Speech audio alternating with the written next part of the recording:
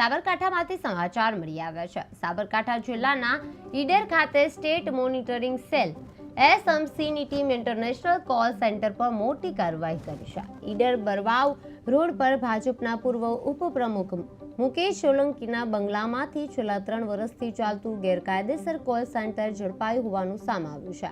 વિદેશોમાં લોન આપવાની લાલચે ડોલરમાં છેતરપિંડી કરી અને રકમને ભારતીય કરન્સીમાં કન્વર્ટ કરવામાં આવતી હતી।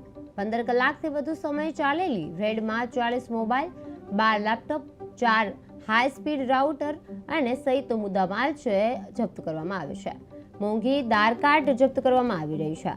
10 આરોપીની અટકાયત કરવામાં આવી છે અને વધુ તપાસ હાથ ધરવામાં આવી રહી છે। ઈડરમાં ઇન્ટરનેશનલ કોલ સેન્ટર પર રેડ પાડવામાં આવી છે, જેમાં ભાજપના નેતાના બંગલામાંથી ઝડપાયું હતું કૌભાંડ। વિદેશોમાં લોનના નામે છેતરપિંડી કરવામાં આવી રહી છે। 15 કલાક સુધી એસએમસીની કાર્યવાહી છે તે રહી હતી। 40 મોબાઈલ, 12 લેપટોપ જપ્ત કરવામાં આવ્યા છે। 15 કલાક છે એ સુધીમાં એસએમસીની કાર્યવાહી કરવામાં આવી હતી, જેમાં 40 મોબાઈલ, 12 લેપટોપ છે તે જપ્ત કરવામાં આવ્યા હતા। વિદેશોમાં લોનના નામે છેતરપિંડીનો કેસ છે તે સામે આવ્યો છે।